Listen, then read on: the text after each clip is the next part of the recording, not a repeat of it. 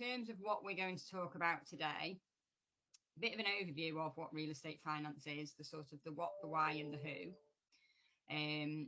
Difference between investment and development finance, how deals are structured, security that goes into deals, the DD, the due diligence that's required in order to get a real estate finance transaction done, how a real estate finance deal operates, so actually during the life of a deal, not just putting it together, but actually how you live with it for the 3 or 10 years or whatever period your loan's for. Going back to how when we do an actual transaction, who does what and when, because that can be quite confusing. There's quite a lot of different players in a real estate finance transaction. And then we'll touch on amendments, consents and waivers, so when things change during the life of your loan.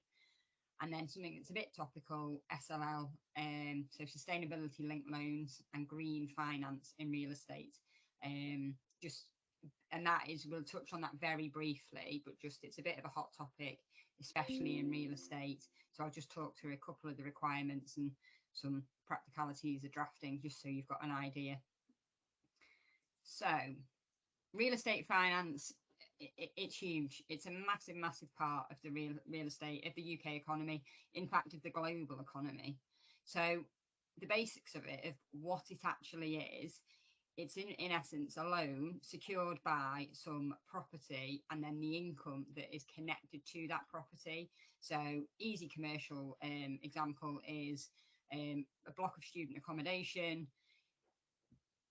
You buy the property, you rent it out to students, you use a loan to buy the property, the bank takes security over that property, and then the income that comes from the students, that is part and parcel of that loan and how it will be and how that loan is repaid.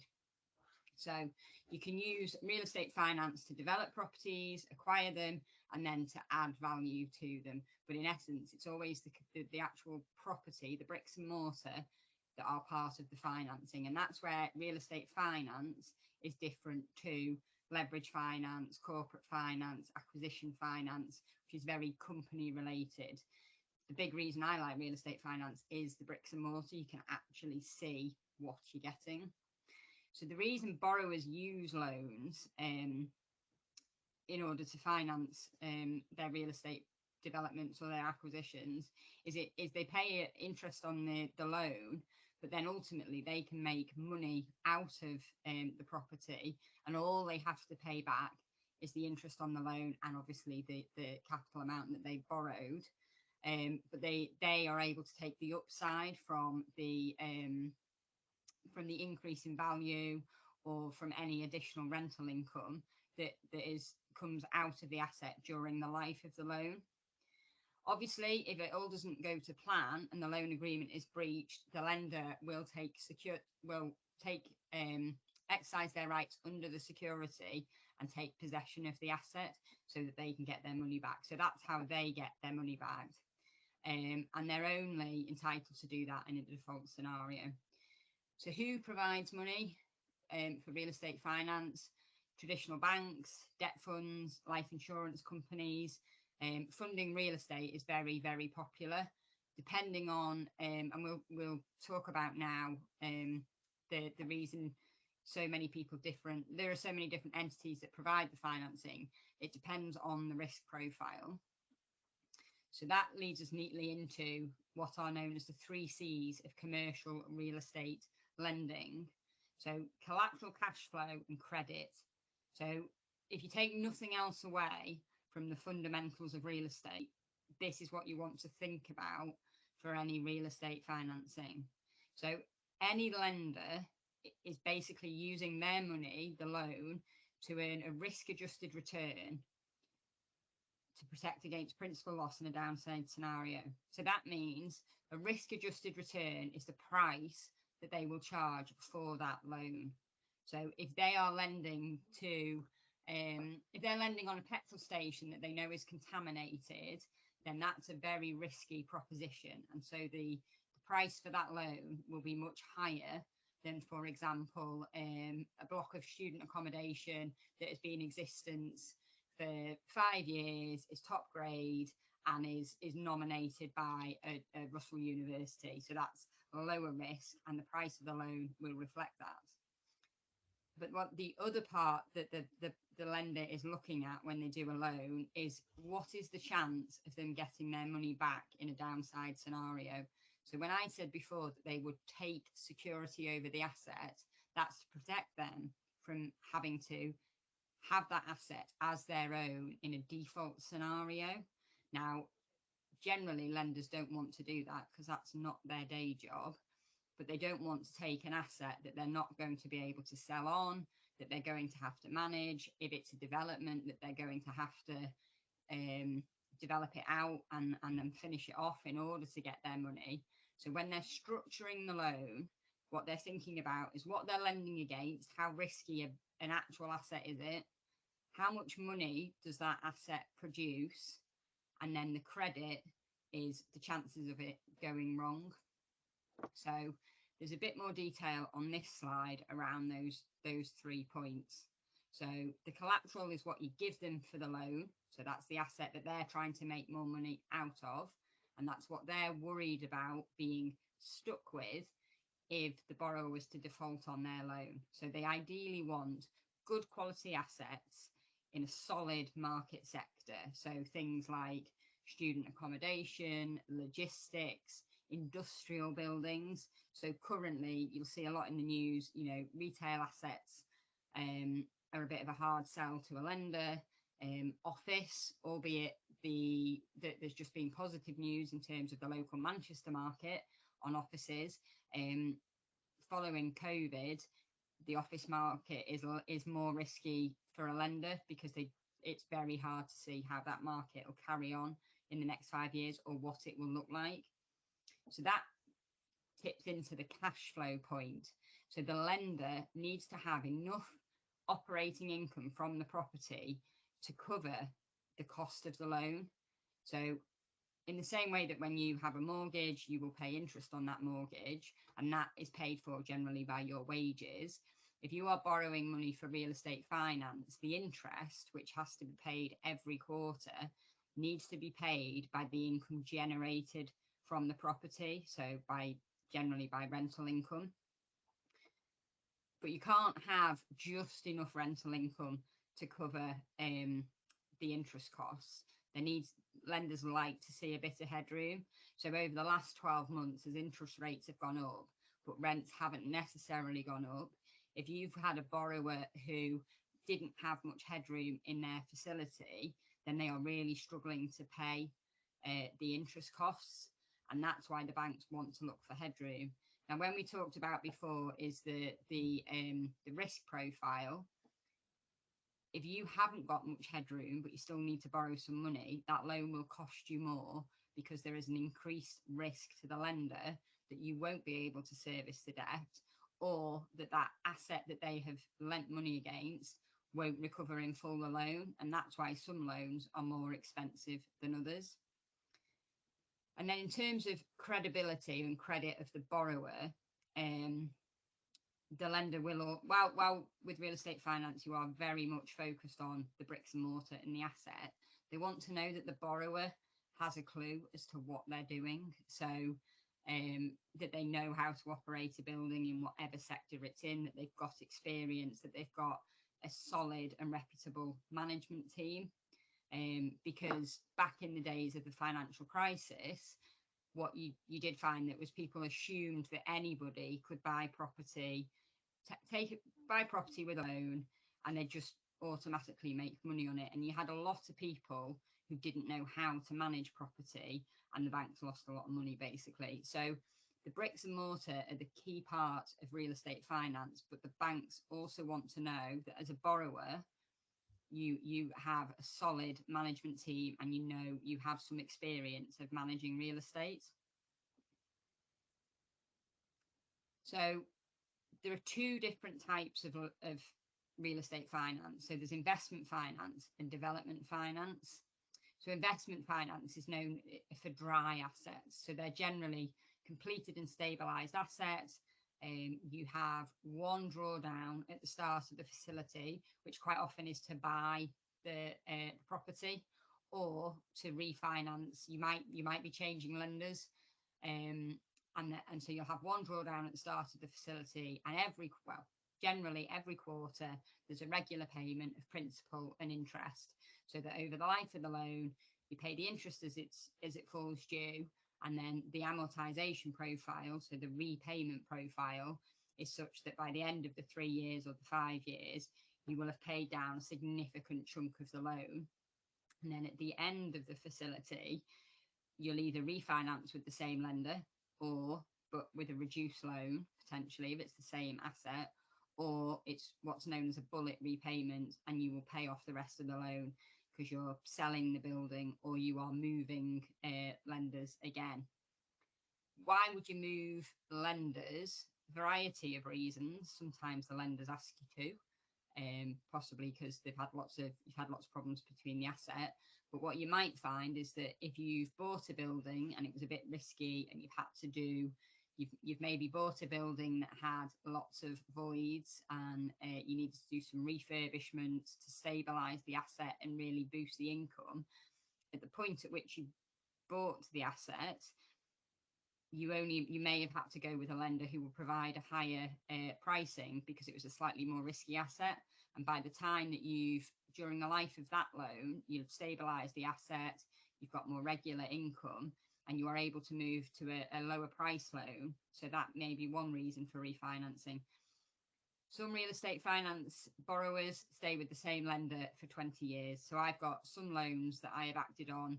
Probably I've refinanced them every 3 years, and I've probably done that 5 or 6 times, because that relationship's there. The building hasn't changed. It's a very stable asset.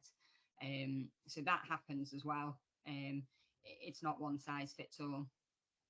And then the other side of the fence is the development finance. So this is where you are using lender money in order to develop an asset. And what tends to happen there is that every month the bank will employ a project monitor, and they will review the invoices that have been incurred by the development team, and they will say yes, no, that bit's been incurred, that's in part of the plans, the development's on track to complete as we thought it would do. Okay, you can pay these invoices. Here is the loan amount in order to repay those invoices. And that will happen every month during the life of the loan. What happens with those loans in terms of interest and repayment? Because while you're developing the property, it isn't generating any interest. So you haven't got any income in order to pay the interest that you are incurring from the loan. So that gets rolled up, and it's known as capitalized interest. And then on completion, so of the development, you will need to pay the rolled up interest and the repayment of all of the money that you've borrowed in order to do the development. Quite often, you will get a lender that will do a development finance to start with, so say for 2-3 years, and then provided certain conditions are met, then they will flip the loan into an investment facility. Because if it's a good asset that they like the look of, they want you to stay with them, and they will be happy, provided you've met their conditions for that building, they will be happy to fund it then as an investment deal.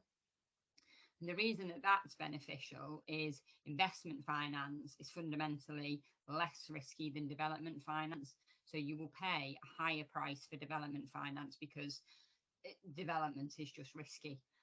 All sorts of things can go wrong, natural disasters, inflation, as we've seen recently, and just there's an awful lot more to contend with.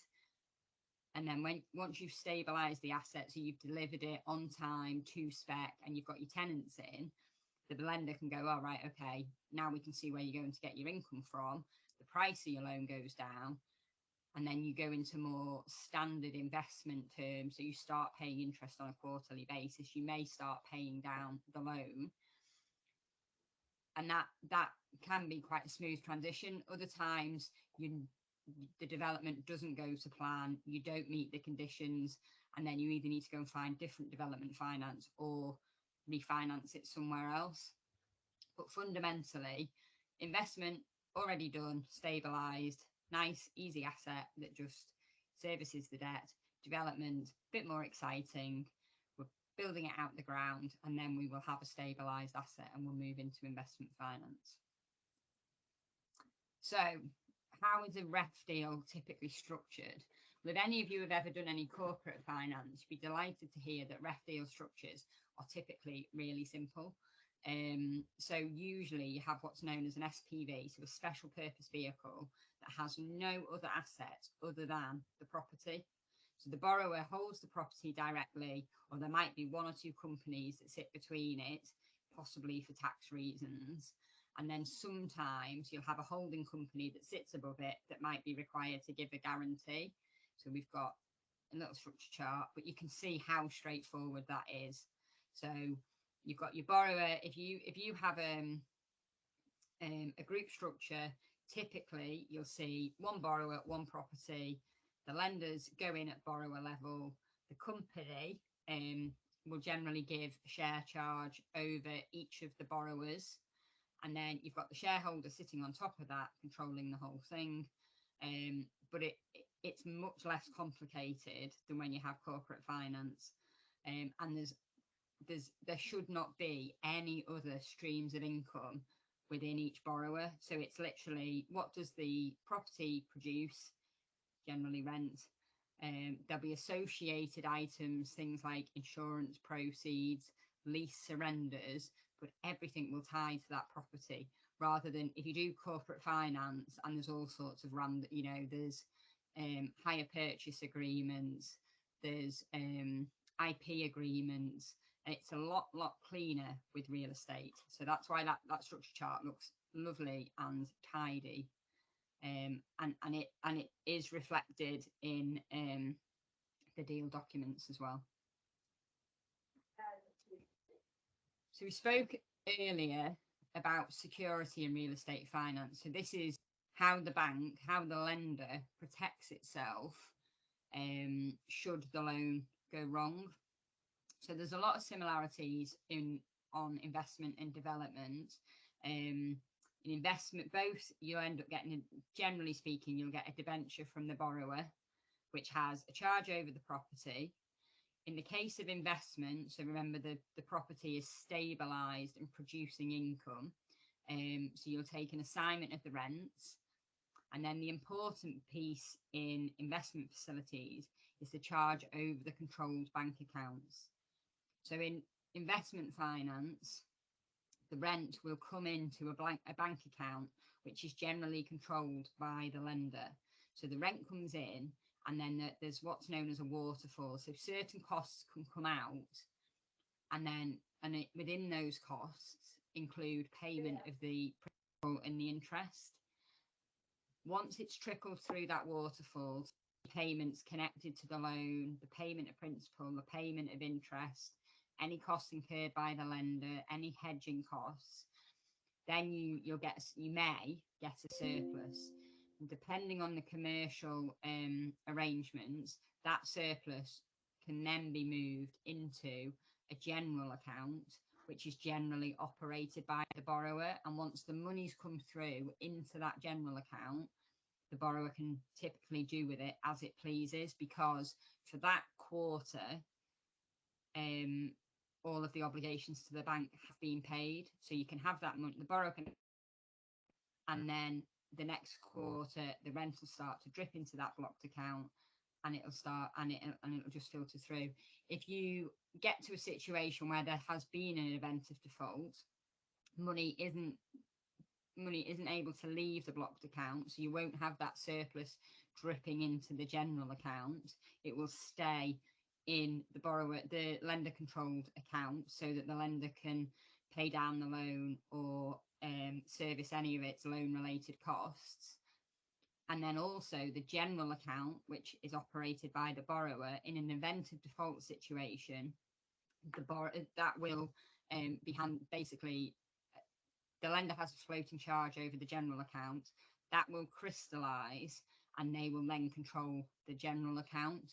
So any rental income, which if you remember is your income stream coming from the property, will all get locked up in an investment facility, and nothing will come through to the borrower until all of the bank debt is repaid, or there's a plan for a refinance or a restructure.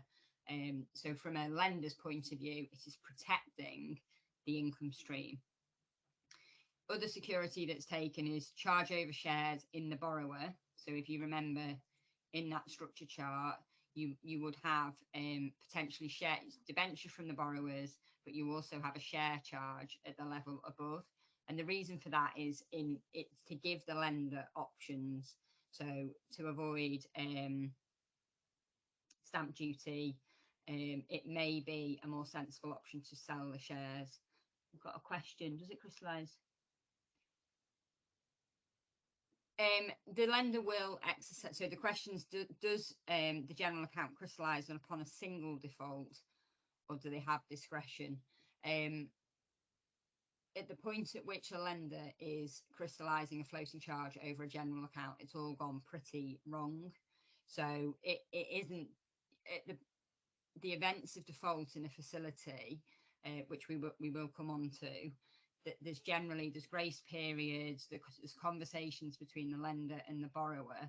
It's not an instant, oh right, we've not so for example, within a loan agreement, you're required to provide information every quarter about the property, and if you're supposed to provide that, say 30 days at the end of every quarter.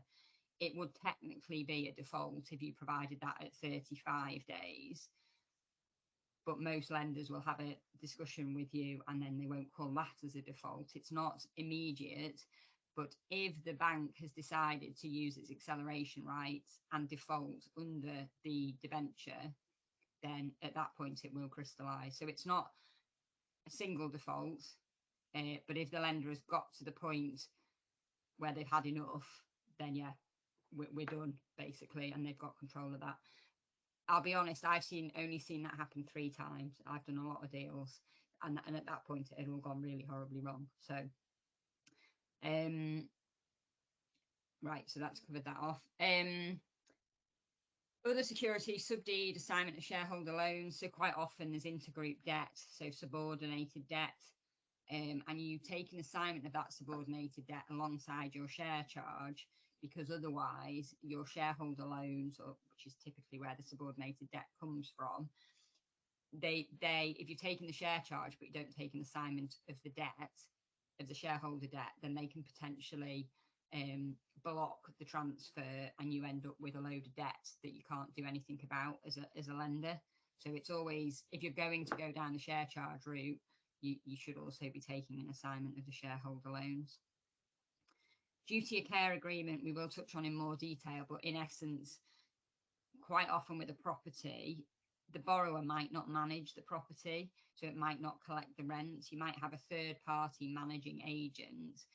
So there's a managing agent agreement, which is between the borrower and the managing agent, and they will do things like market the property, collect the rent. But if you're the lender, you need a relationship with the managing agent. So that's what your duty of care agreement is. And that will cover how, that they will do everything they can to collect the rent. And then once they've collected the rent, that they will pay it into the blocked account with the lender within a certain amount of days. And it's really important that the lender has that relationship with the managing agent, because again, that rental income is what they need in order to pay down their loan. So they're your main types of security on the investment side. Your debenture is obviously pretty all-encompassing. So it covers, I tend to do, the debenture has the legal charge in it. I'm not a massive fan of doing a debenture and a separate legal charge. It's just an extra document to register at a company's house.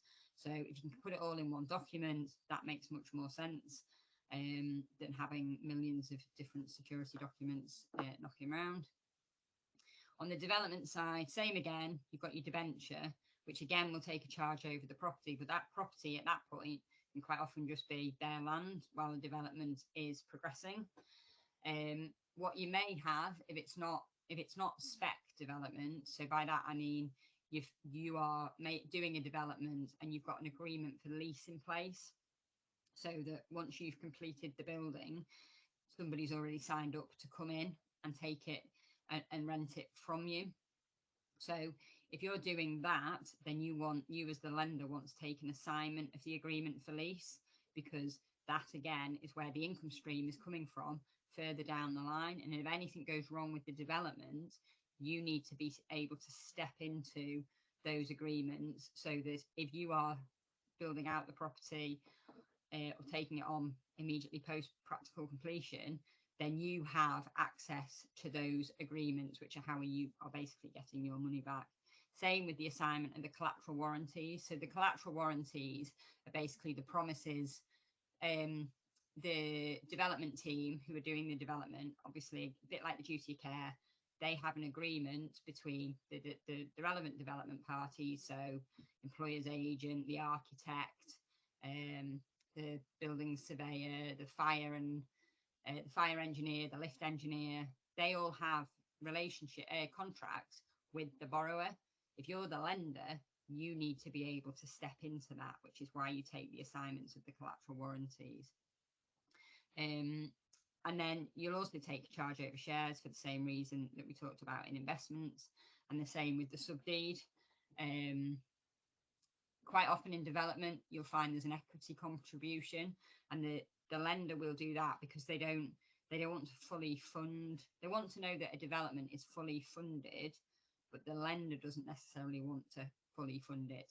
They want to know that you as the borrower have some what they call skin in the game, and that maybe, you know, they don't want to put any money in until they've seen 25% of the cost of the development go in from the borrower. So that's why you'll also have an assignment of the equity contribution, so that in a downside scenario, you're not suddenly scrabbling around having to find that 25% to put in because somebody else has taken it out.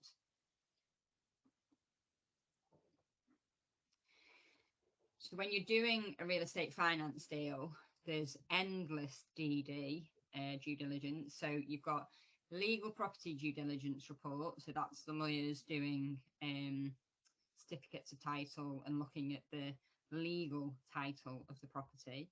You've got the valuation report, which is the valuers looking at the same site but from a different way as to, you know, what's it worth, how much income does it generate, what's around it. Reliance letters, so these are for any reports that have been commissioned during the purchase of the property. So you have environmental reports, flood risk reports, bat surveys, Japanese knotweed surveys. And if the borrower has had these reports done in order to purchase the property, as the lender, you want reliance on those reports. Generally speaking, if they are less than 6 years old, you should be getting a reliance letter from the relevant report provider that is addressed to you and confirms that the lender can also rely on that report. Again, it's if the bank, in a downside scenario, the bank have taken possession of that building and then they find that there is a massive Japanese knotweed problem, then they want to be able to go to the person who wrote the report and said, oh no, we said this was fine. And say, well, hang on a minute, now our property is worthless because we relied on your report, which turned out to be untrue. So that's why they matter. Construction DD, this can seem endless when you're doing a development deal. So if you fund the development as it is being built, if you are acting for the lender, then the lender will want to review the contracts as they are being agreed with the professional team to make sure they are lender friendly. What's probably a bit easier is when you are funding something that is less than 6 years old. So you'll still want a construction package and a construction report. However, everything's been done, signed, and so it's more a reporting process than an actual negotiation process. If you are the lender on a live construction facility, the construction DD can actually probably take longer than pretty much the whole thing, because what a lender wants out of construction DD isn't necessarily exactly the same as what the borrower wants, and so there can be a bit of toing and froing. Talked about management agreements and duty of care. That requires a diligence process. So you might, it's all fair and good getting a duty of care between the lender, the borrower, and the managing agent, but if the management agent agreement that underlies that is not worth the paper it's written on, you don't really want a duty of care. Banks typically require, depending on the amount of rent that the managing agent is collecting, banks typically require a certain level of PI in order to protect them if the rent's collected and it goes missing, and that can be anywhere between 1 million and 10 million. Generally speaking, they want a managing agent that is a reputable third-party agent. So that needs to form part of the diligence process. And then insurance, which is if you do real estate finance, having done corporate finance or leverage finance, you are absolutely slightly sideswiped to realize how important insurance is and how fundamental a part of the deal is. So if you are the lender, you want to know that that building is insured for everything and that you have an ability to access those insurance proceeds. So over the years, the insurance position of lenders has changed. We used to have a concept called noted. So a lender would just, on the insurance policy, the lender's name would be noted on the policy so that the policy provider would be aware that there was a mortgage on the property, and then in a default scenario, then that lender had needed to receive the proceeds if that was the commercial position. And then, I don't know, 10, 12 years ago, it was established that meant absolutely nothing and it gave the lenders no rights. So the market moved in effect, and now lenders typically need to be co-insured. And what that means, I mean, this is like an hour session in itself, if I'm honest. What that means is that the lender basically has their own policy. So the borrower has a policy and the lender has a policy that exactly duplicates the borrower's policy, but it means that they've got their interests and they are co-insured on that building should anything go wrong. So if, and quite often the borrower has to incur significant costs because there are in effect two policies, and borrowers will often push back.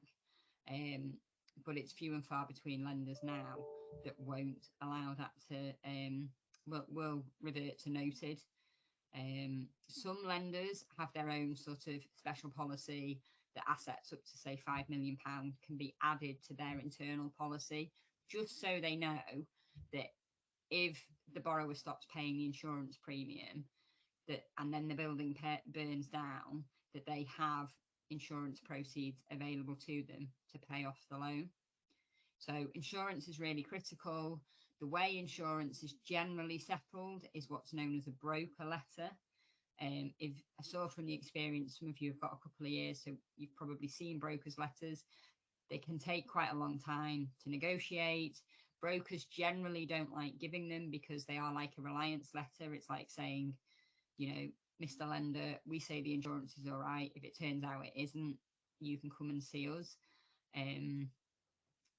So there's a lot of toing and froing on insurance.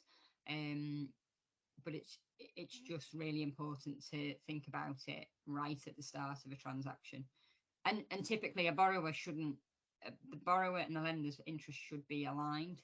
The borrower no more wants the building to not be insured than the lender.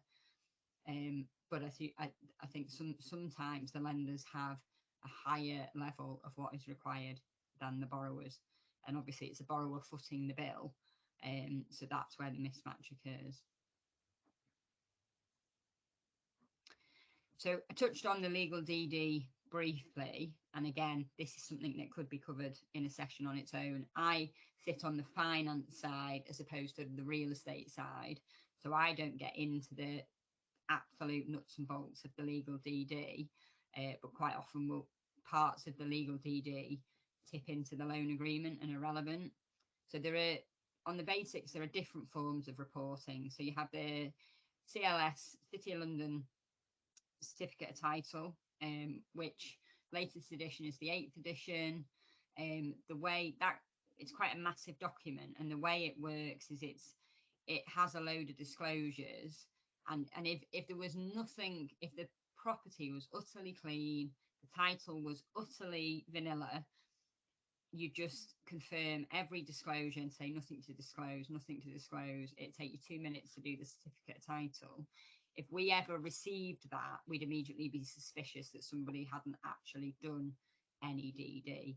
So the certificate and all of the reporting is done by the borrower's lawyers, because they should, in theory, know the property better, because typically they have bought it for their client, for the borrower. So they'll prepare a report. So you can either have the CLS, certificate of title, a report on title, which is generally it's a bit less formulaic. It allows a bit more scope. Sometimes that's harder to negotiate because it's a bit it's not as clear cut, whereas a certificate is very prescriptive. Some banks have their own standard form report on title, and they're generally 2 or 3 pages long, ask very specific questions, and can be much easier to deal with, but they are sometimes only used for lower value transactions. And then you can go down a completely limited DD route, which is just a title summary, proof of ownership, and you can get insurance. So if you're trying to do a deal in really short time frames, you can get insurance that just basically says, here's a policy and we'll take the risk, and if anything comes up, we'll rely on the insurance policy. Not many lenders like that, but sometimes they're necessary in order to get the deal over the line in the right timescales. So in terms of, as I said, the borrower's lawyers does the main report, and then that's sent to the lender's lawyer, who then review the report.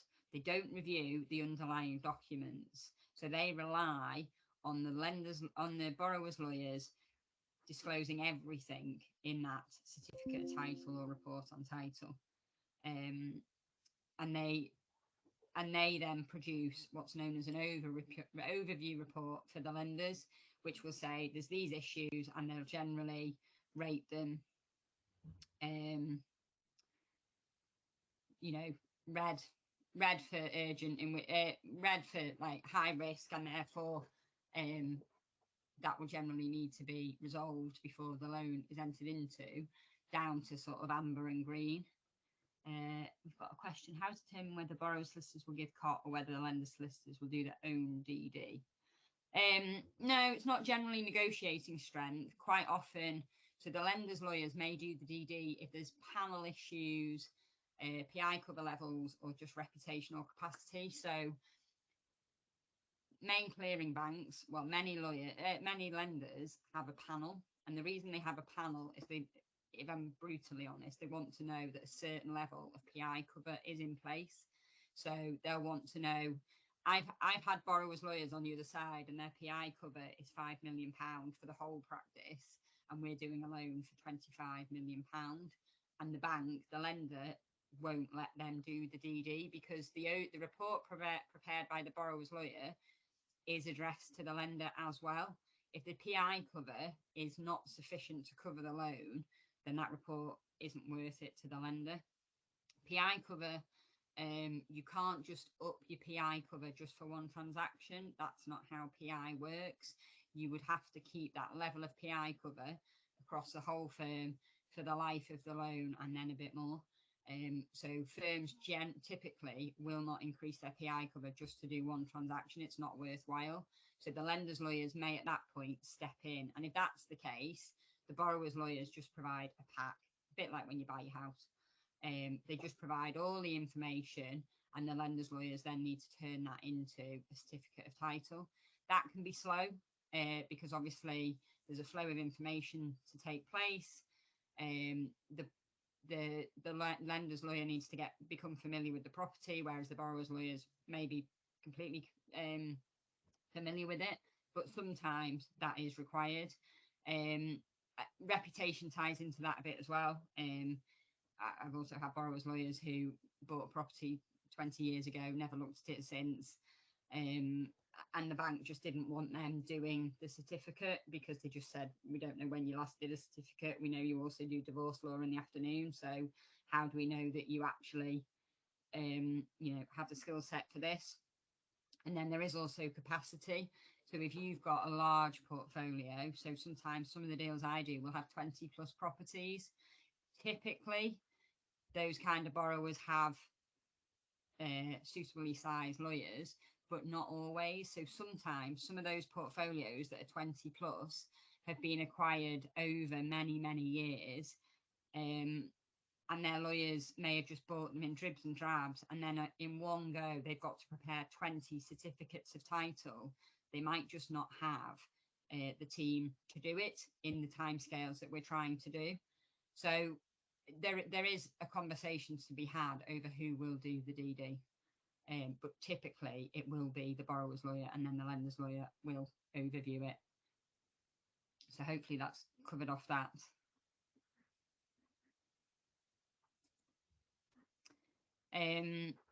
Bits and pieces on the DD, addressee and reliance language. Lenders don't want to have liability capped. That's always quite an interesting discussion to have. They generally want to make sure that the liability under that report at least covers the loan. If you are a borrower's lawyer, question why should you give the lender's lawyer the lender uncapped liability and access to your PI for a report that you are preparing for your client. That's a commercial point to be discussed. Depends on the lender that you are borrowing from. On the legal DD, there should generally be a transaction summary. That's worth checking closely, because quite often people will just cut and paste from a transaction they've done before, and lo and behold, the transaction isn't the same. There should be key issues and recommendations, certainly on the overview report, less so on the borrower side DD. That is pretty factual. But the legal DD needs to cover future plans for the property, and that will also tie in to the valuation. So the legal DD also has to go to the valuer, because it's not always a given that the valuer and the legal DD, the valuation and the legal DD match up. I've done a number of deals where actually there's a difference in the footplate or the plan that the valuer or the lawyer is working to. So it's really important to look at each other's DD to make sure they are both looking at the same thing. So the valuation report is appointed by the lender. Again, most lenders will have a panel of valuers that they can use. And again, that goes to PI, reputation, experience in the relevant market. And the valuer gets all the information from the borrower or the seller if we're buying something, from the tenants. They'll go and do site inspection. They'll generally look at the underlying property documents. And then the valuation will come through, and it'll give a variety of valuations. So a vacant possession, void costs. It will also give some commentary around the area, what else is around it, the future of the site, and again, issues and things to be aware of. But generally, the valuation is underway well before the lawyers get involved, because ultimately the bank need to have a vague idea as to how much they can lend, and that depends on the valuation report. So they will quite often have gone to the valuer and got what's known as a desktop, so a bit of a short form report that gives them a rough idea what kind of numbers we're looking at. That's really quite, like, at the moment, the way values are moving, that becomes more important. I did a deal 2 weeks ago where we were expecting valuation to be 10 million and it came in at 5 million on the day of completion. That had a fundamental impact. So, question from Charlotte: environmental issues materialise, will the bank appoint an environmental surveyor to assist the valuer with an expert? Yes. So if something so fundamental came out, generally the bank will ask for a full-blown valuation report. It wouldn't increase the lender's cost, the borrower will pay for that. Ultimately, the borrower pays for everything. That's pretty. So the borrower pays. The borrower pays for the lender's legal costs, pay for the valuation, pay for any reports. Everything will fall on the borrower.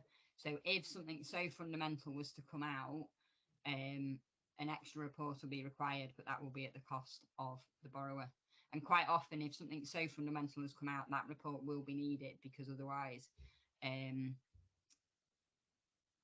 yes, and that would be discussed with the borrower, because if something so fundamental has come up that a further report's required, in essence, the credit teams at the bank are saying, well, hang on a minute, this is such a risk that we need to know more about it, and there needs to be a discussion, and those costs would always be approved with the borrower prior to being incurred.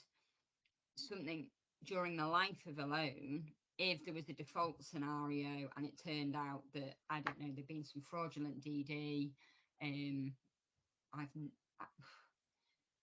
heard of this but not seen it personally, but a report had basically been doctored, and it was horrendously, it was negligent, it was fraud, there was all sorts, and at that point you're in default scenario, and then the bank doesn't have to negotiate the costs of getting further reports. If you're in a default scenario, then the bank will just go off and do what it needs to do to protect that asset. But prior to the transaction happening, then those costs will always be discussed. And quite often, the bank will have a discussion, say, we are thinking of going to Savills, or we're thinking of going to JLL, because they have got a choice of panel firms, but ultimately it will generally come down to the lender as to who they use. And when borrowers push back and say, we don't want you choosing a friendly valuer for you for the lender, the comfort for the borrowers is that typically the bank panel valuers and lawyers are generally, very experienced, and that should give them some comfort that you haven't just picked your mate from around the corner who's going to give the number that you want them to give. That is the comfort of the bank panel position. That can work against you because they are more expensive. So there is some debate to be had, but generally speaking, it will all come down to the PI level of the relevant service provider. So as I said, the valuer needs to sign off on the legal DD. So there's a bit of a process there. You don't want the valuer to look at the legal DD through every single turn, because it just, you could have 6 drafts of the legal DD. You want the valuer to see it pretty near the end. But at the same time, because of the timing of a transaction, your valuer might have gone to see the asset, say 6 months ago. Then the deal gets put in place, all the legals go on, and then 6 months later, you might be saying to the valuer, oh, right, that property that you looked at 6 months ago, here's the legal DD. Can you confirm that it aligns to your valuation? And they'll look at the 2 reports, but you ideally need to give them a bit more notice. So when you're doing large portfolio transactions, even if they're 20 assets but they're all quite low value, it doesn't matter. You just need to keep the valuer in the loop as much as possible, so that there's no surprises, because otherwise you've got a very irate valuer 2 days before completion and you're asking them to go through 6 legal DD reports. They're not going to thank you for that. So it's good to keep them to engage with them all the way through the transaction. Managing agents and duty of care, I think we've probably talked enough about that. So it's just an important relationship, that there needs to be a duty of care between the borrower, the lender, the borrower, the property owner, and the bank, so that the bank is able to protect the money in respect of a property that is rented, because otherwise somebody else is collecting the rent and you've got no connection to them. So as I said, the key aspect of the duty of care the bank account where it's going to, the timing of those payments, and that it goes to a lender controlled account. Also the termination provisions. So you need to make sure that your property owner can't just default and then that defaults the management agreement. You still want your managing agent to be collecting the rents, regardless of what's going on with the borrower, because that is the important aspect for the lender. And we talked about the level of PI cover. That will very much depend on the level of the rent roll. So if you bear in mind that the managing agent is only collecting rent typically every quarter, so you only have to think about how much money at any one time will they hold. So if your rent over a year is £1 million, that potentially every quarter they've only got 250k. So you don't need to fly on in there and say, no, your PI needs to be the level of the annual rent, because they shouldn't at any point have a year's worth of rent in their collection account. It should only be a quarter's worth of rent. So that's just, I've seen lawyers absolutely go barreling in and saying, no, we need this amount of PI. Well, actually, you just need to think what will be in their account at any one time. That's what you need to cover. So touching briefly on how a loan agreement operates. So a loan agreement has various parts in it. It has how you get your money, the cost of the money, so the margin, various tax provisions, which session in itself, and I think you'd all fall asleep. But the important bits in terms of the day-to-day, which you have in any loan agreement: reps and warranties, covenants, and events of default. So, and these are no different in terms of the way these three things work together than they are in leverage finance, corporate acquisitions, or anything. So reps and warranties are literally just statements by the borrower about certain facts, whether that be legal or commercial, and they basically tie into a lender's decision to lend. So they make those reps on day one, and then certain of those reps are repeated through the life of the loan, and that gives the lender comfort that they're happy to make that loan on the basis of that information. And then your covenants, they're positive and negative, so promises basically to do or not to do certain things through the life of the loan. And then events of default are basically your doomsday scenarios, where within a passing of a certain amount of time, you bring the loan to an end, and could potentially allow the lender to enforce their security. So if X, Y, and Z happens, right, us as the lender, enough's enough. This loan is coming to an end, and there's then a debate as to, right, it's so serious that we are defaulting the loan and enforcing our security, or there's a conversation to be had and actually we can restructure this, or we understand why this has gone wrong, and then we'll move past it. But those three things are all fundamentals of any loan agreement. So in terms of in a real estate deal, and again, we have a slight difference between investment and development reps.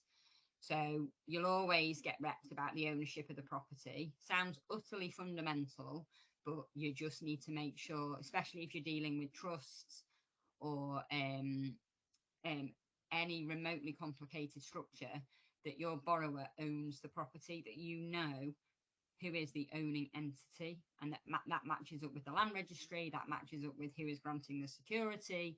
Otherwise, the whole thing's pretty worthless.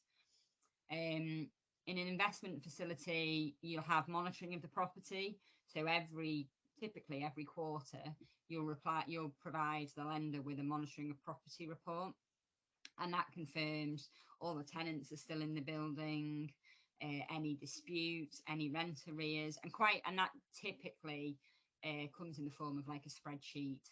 The bank will generally provide you with how they want that to look like at the start of the loan, and then you populate it every quarter. The borrower populates it every quarter, and that just allows the bank to see that the fundamentals underlying the loan haven't changed. Also gives them a bit of a so arrears, if you've got a tenant who has been in arrears for one quarter, which tenant, how fundamental is that tenant? Is that going to cause an issue in terms of meeting loan repayments, income production, Is there fundamentally an issue with the asset? So all of those are just a warning system and making sure that the loan is performing as expected from day one and all the way through. And then you'll have reps and warranties in relation to disposals of the property. So in a typical vanilla real estate finance deal, you don't want the borrower shouldn't be disposing of the property, and if they are disposing of the property, they need to be disposing of it in enough of an amount to repay your loan in full. If you've got a portfolio, so you've got multiple assets, it might be that you'll allow them to sell one or two of the assets. You might have a portfolio that's made up of really nice stuff that you don't want them to sell, and some really grubby stuff that you might want them to sell. But what you don't want them is to sell the really good stuff and just leave your portfolio with the slightly second class, third class assets. And in those situations, you may, at the facility agreement stage, agree, like, at this level, you can do this. But typically, you will not want your borrower to be selling properties without coming and talking to you. Same with leases, to be honest.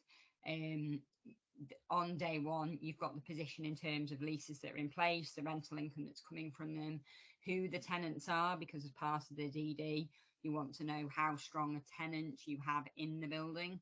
And as the loan goes on for 3 or 5 years, they should stay in place. That's the credit profile on which the lender has based the loan. So any changes to that, they want to know, and generally want to restrict you on dealing with those leases, subject to who you are, what your property experience is.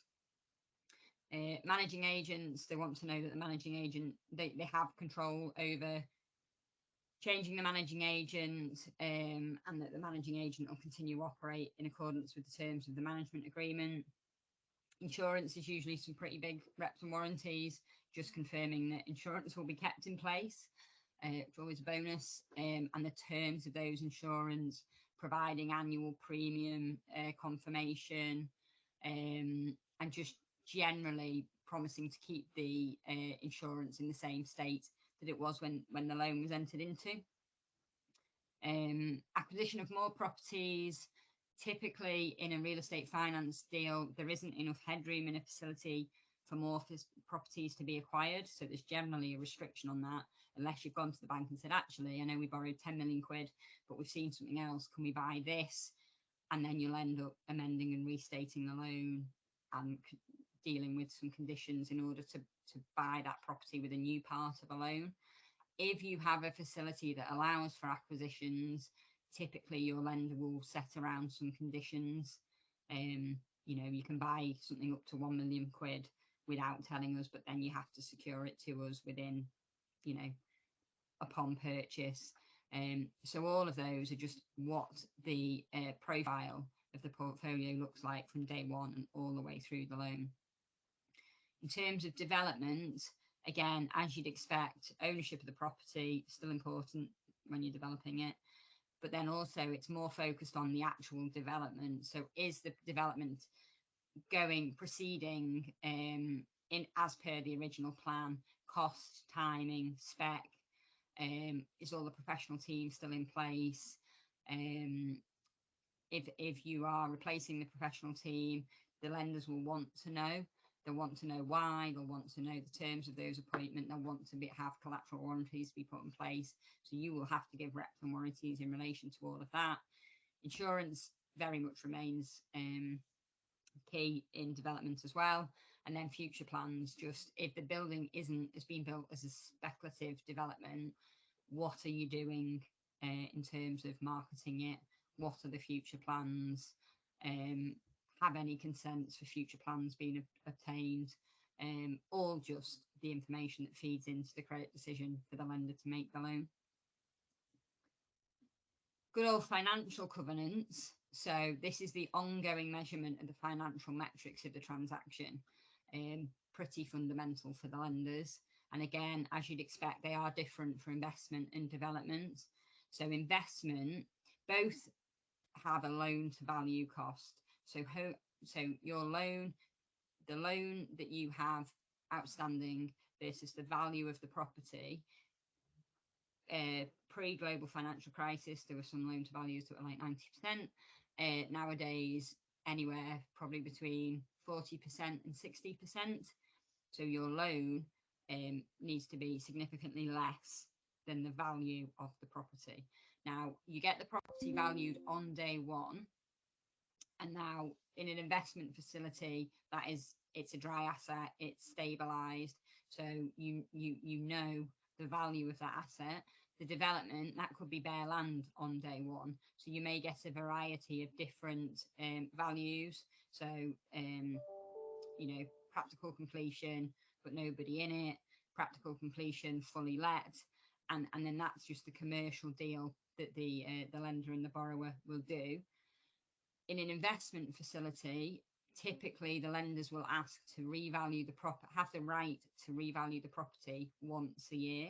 Now, they may not, they may go 2 years, 3 years without revaluing the property, but they will always want the right to revalue it, and that is at the borrower's cost. So generally speaking, one valuation a year at the borrower's cost. If the lender thinks that the market has moved hugely and they think the value has dropped off, they think there's a default as a result of getting a valuation, midway through the year, they may ask for another valuation, and they're entitled to do that, and that will be at the borrower's cost if there is a default. If they ask for that valuation and it turns out there is no default, a decent borrower's lawyers will have negotiated in the facility agreement that cost would be for the lender, because valuations are expensive, they're time consuming, they create uncertainty. You don't want your lender being able to just willy-nilly ask and go and say, oh, do you know what, I fancy a new valuation this month, let's just get one. I know we had one 2 months ago, but I'm not sure where the market is. Most responsible lenders won't do that, but as a borrower's lawyer, it's something that you need to be mindful of, so that your borrower isn't incurring unnecessary costs. The other financial measures, interest cover, so historical and projected. So the income that is generated by the property, will it cover the interest costs? So you've got historical, so that's the money that you've got in through the door, not what's due through the door, but what has actually come in through the door. So your tenant who is 6 months in arrears, your historical will take a hit because you haven't received the money that is due under the lease. Whereas your projected test, that assumes everything's hunky-dory, everything will come in as expected, and that's the number that you should get. And then some, the two tests aren't miles apart, but in certain sectors, things like projected in student accommodation can be a bit lumpy, because student rents are typically paid. They can be paid termly, they can be paid, some foreign students still pay for the year up front. So you can have a really lumpy test if you were to just look at it on a quarterly basis. So that requires a bit of thought depending on what asset you've got. And then again, debt service, very similar to interest cover. Interest cover is where you've got a bullet repayment and you're just repaying the interest as you go. Debt service is because you also need to cover principal payments on a quarterly basis as well. So typically you need to have a bit more money coming in. And then the development, loan to value I've spoken about, and then loan to cost is the cost of the development. So at any point, bearing in mind that you want the borrower to have put in some of the development costs up front, the amount that is being outstanding on the loan to the cost of the development needs to stay within a certain parameter, and that will be monitored on a quarterly basis based on reports from the monitoring surveyor, so that it doesn't all spiral out of control. Events of default, so this is when this is your proper downside, when it's all gone horribly wrong. As you can imagine, investment comes down a lot to the insolvency of the borrower or a material company. Now, a material company in a stabilised asset could be one of your major tenants. So if you've got a portfolio that is full of warehouses, Amazon warehouses, and Amazon went bust, that would be a material company. So you as the borrower might be fine, but your major tenant, your material tenant, has gone bust, then that impacts on the bank's ability to get its money back. Well, it impacts on your ability to get rental income, which impacts on your ability to pay down the loan. Therefore, the bank are at risk of not getting their money back. So in those cases, a material tenant becomes a material company, and the insolvency would create problems for you as a borrower. There's always an event of default for compulsory purchase or major damage. Typically, this means, so if the compulsory purchase is not sufficient, the compulsory purchase will not be an event of default if the money in relation to the CPO is sufficient to pay off the loan. Same with the major damage. If the major damage is not covered by insurance, then that is an event of default, and the borrower and the lender will call in the loan. But generally speaking, just because there's been major damage, a borrower's lawyer should have negotiated that provision so that the proceeds from any CPO or major damage cover the loan, and it doesn't cause an event of default. Forfeiture of head lease obviously again goes to the ability to get income from the property, and then breach of financial covenants that just shows that the asset isn't performing. So within a breach of financial covenants, you typically get covenant cures, which is where the borrower can put money in order to top up the financial covenant. So say the valuation had come in, had dropped massively, the borrower could pay down the loan so that the loan to value ratio was more in line with what the bank were expecting. The banks won't let you do that endlessly. So they still want to know that the loan is performing in the way that they expected, or on day one, how they'd foreseen the financial circumstances. So if you're having to use a financial covenant cure more than for 2 quarters, it just generally means there's a problem with the asset, and they'll want to have a chat and work out what the problem is, whether it can be fixed, or whether we're in, all of your tenants have upped and left, and actually they need to enforce and start working out a recovery plan. Development events of default, all of those typically are in there, but your material company is generally the insolvency of the contractor. If you are a strong developer, you can generally have an argument that, insolvency of contractor, you have a grace period to get a new contractor in place, but the lender will need to agree to that contractor because it's so fundamental to the project. So there's an argument that it shouldn't be an immediate event of default.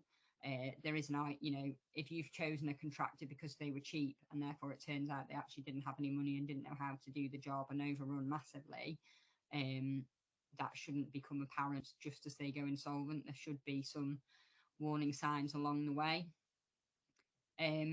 Other things on development are abandonment of the development, which can be a risk. So if you've stepped off site for more than 3 months, that's generally classed as abandonment, and that's an event of default because typically that generally means there's an issue with the professional team. There might be an issue with them not being paid, costs overrunning, but it also means if you've stepped off the development for more than 3 months, then typically you're not going to be ready to complete the development in the planned timescales. That may impact on your agreement for lease, and therefore the income stream that is coming is potentially in default, and therefore the bank are considering, are we going to get our money back? And that's fundamentally where all of it comes back to. And the same with if they've stepped off the development or the plan has got so far behind that they can't get back on track. So typically developers know that during the horrendous winter months, they might not be able to get 12-hour days in, say, but they'll make that time up. But in some circumstances, they are so far behind that they know they can't even get back on track. So that becomes potential event of default territory. Invalidity of development consents, that's quite fundamental. The construction DD prior to funding should have covered that off. Doesn't always. Sometimes it's developments are phased. You might have done phase 1, get your money for that. Phase 2, turns out the development consents actually didn't allow you to do this, so you've got half of the site done, and that is then event of default territory. So that is something, hopefully more often than not, that should be picked up in your construction DD before the first phase is done.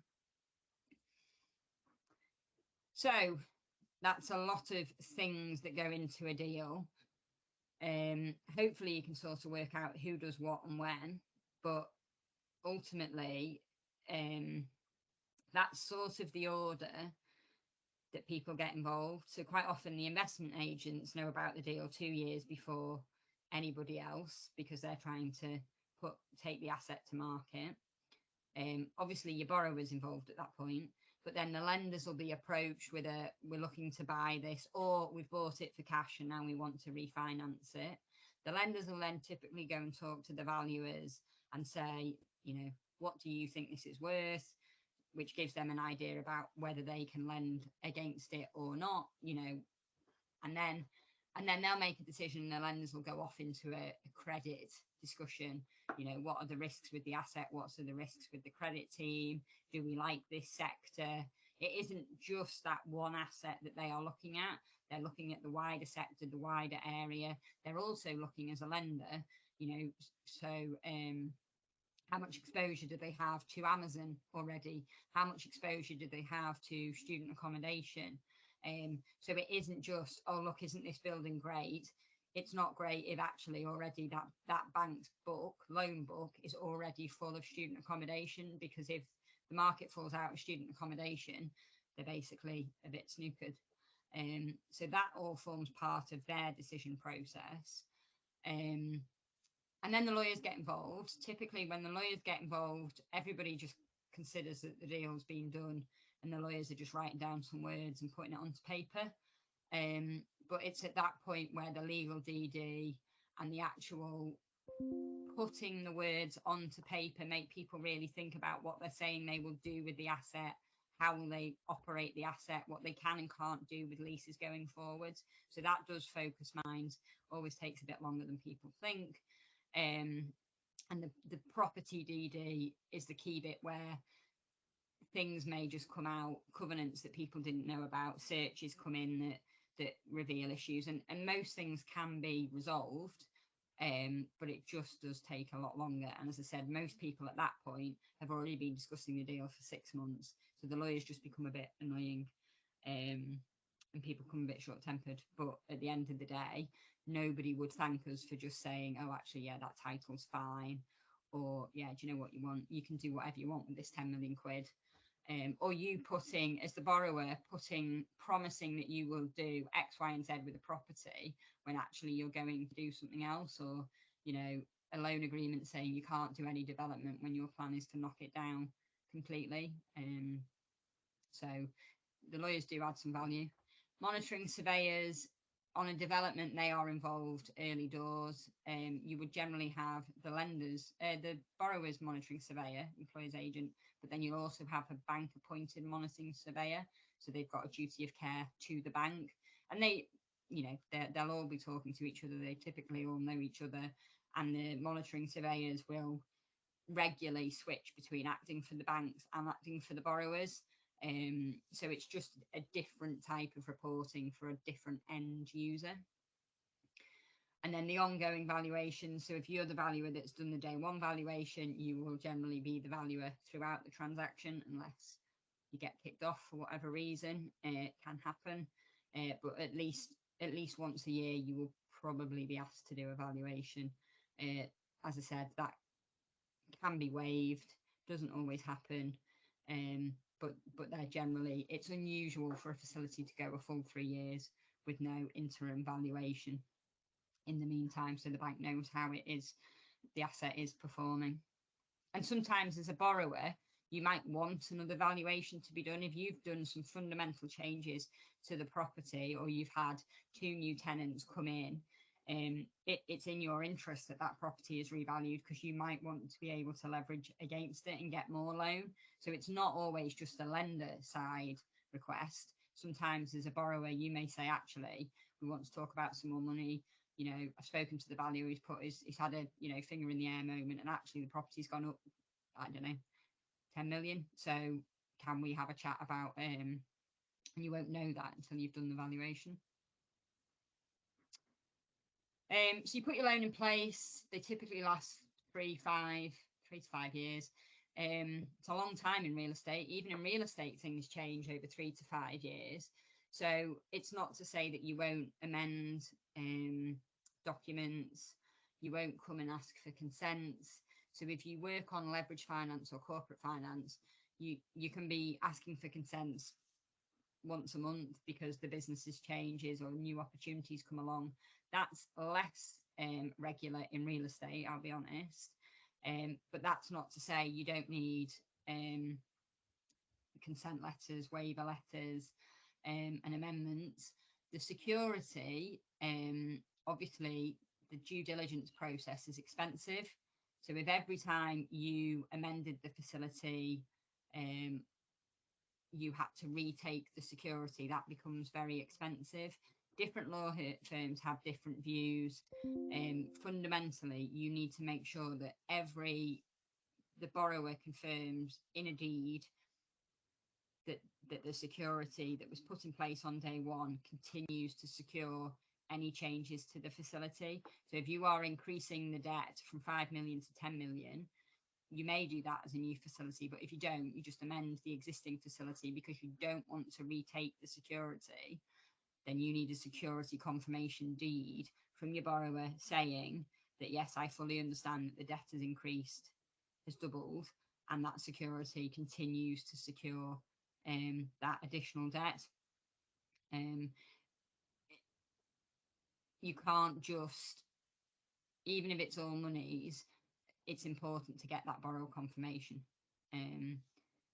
Some law firms will say you have to redo the DD every single time.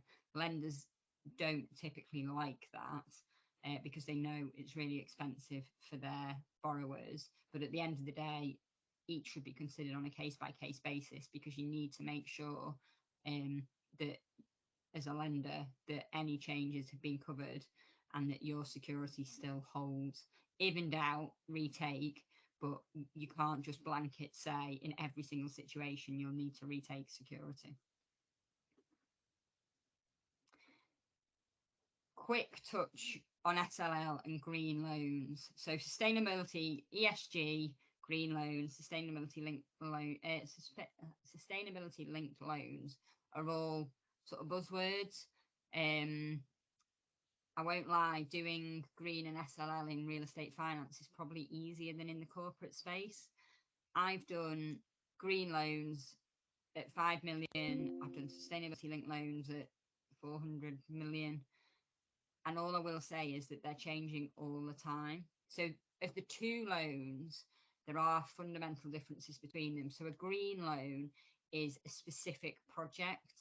So for example, a new office building and it's all BREEAM excellent and it's all singing, all dancing, whereas a sustainability linked loan is basically the borrower changing the way that it thinks, really. So its ambitions, its performance targets in terms of sustainability, and just generally encourages them to think in a more sustainable way across the whole business. There's no specific use of proceeds provisions. It could be just general corporate purposes, provided they are working towards a selection of performance indicators, and they then get they have to report on them typically once a year. They're generally verified by a green auditor, which typically one of the big four do, or the specialist companies. Whereas your green loans, quite often, I mentioned that blocked account that we have for rent, quite often you have a blocked green proceeds account. So the green loan can only be drawn into that account. And a bit like a development loan, a green surveyor or a monitoring surveyor, if they are suitably qualified, will confirm that those proceeds can be used alongside a green project, or they are being used for a green project. And then there's reporting alongside that, confirming how the project's going, whether it is still a green project. But it's very, very project driven. External review isn't essential, but generally the loans are scrutinised a lot in order to get them anyway. So it's not as if it doesn't go through a quite a rigorous process. What incentives do lenders get for green loans? A lot less than they used to. So an issue that's come up, it's been big in America for a number of years, is greenwashing. So in essence, you get a reduced margin or some form of other incentive in order for ticking some green boxes on things that you were typically doing anyway, is the worst case of greenwashing. And so what typically has changed in the last probably 3 years is it's less about the reduction in margin, and you are typically seeing the reduced margin has to be applied to a charity contribution, to a community project. It isn't a benefit to somebody's bottom line. So it's not the lender getting an increased margin if your loan isn't green, because that wouldn't be right. And for a borrower, it's not them paying a lower price on a loan because they've ticked a couple of boxes. The lenders, typically the incentives are driving the right behaviours, and that is a big part of SLL and green. Is we will get to a place, if the government continue in the direction, if they made a decision to continue in the direction they were heading, where finance for assets that are not green will become significantly more expensive. So the way that in real estate finance, banks have to allocate capital for how risky an asset is. So to make sure basically they've got enough gold bars in the back to pay to cover off the loan if it all went wrong. And there is talk that capital requirements for green assets will change, so that if lenders make a green loan, then their capital adequacy requirements are less than if they're lending against something that is less sustainable and less green. And that will just mean that they are able to make cheaper loans or more loans because of their capital adequacy requirements. But it's quite a big topic. Most clearing bank lenders have green and SLL teams. Some of the challenger banks are just starting to look at it. It's quite difficult for them because of the way that their pricing works. And then it's quite interesting to see how the government will drive it. At the moment, it's quite easy-ish for the big companies, the PLCs, to put in place green and SLL. They often generally have sustainability directors. But if you're a small SME, it's quite often more hassle than it's worth. But the lenders are building teams for that exact purpose, for the SMEs, to help them put in place green and SLL loans. Because if you look at the way that business is set up, if you can make that step change for SME lenders, for SME borrowers, rather than the big PLCs, that's where you'll make the real difference. I can talk about green and SLL for a long time, and I'm conscious that we've literally got 5 minutes. So that was my last slide, other than any questions. So if there's anything that you want to ask, you've got 4 minutes in the chat box, or by all means drop me a message if there's anything else that you want to ask.